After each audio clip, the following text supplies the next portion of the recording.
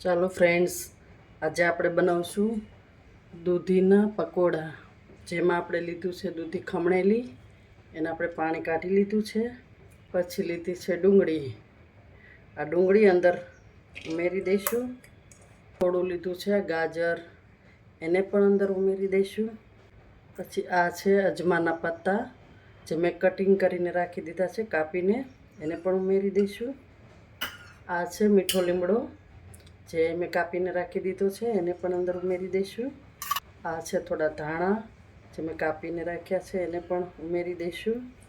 આ છે મરચાં, જે કાપેલા છે, આને થોડા ઉમેરીશું. બાળકો માટે બનાવવા છે એટલે થોડા પછી ઉમેરીશું.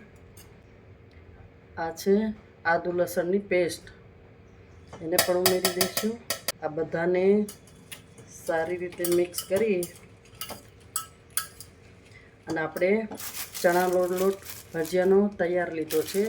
એટલે બીજા મસાલા પછી જોઈને ના, બધા જ મસાલા અંદર આવે છે, એટલે આપણે અંદર મસાલા નાખવાની જરૂર પડતી નથી.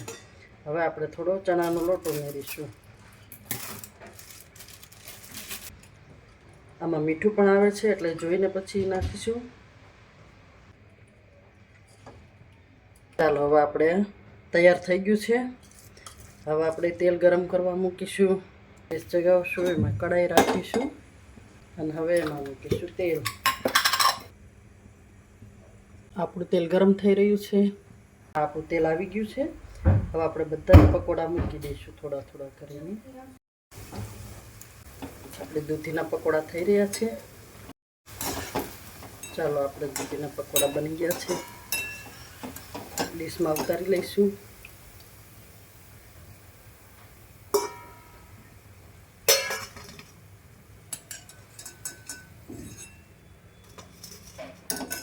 જો કેટલા મસ્ત બન્યા છે. આ છે આપણા દૂધીના પકોડા.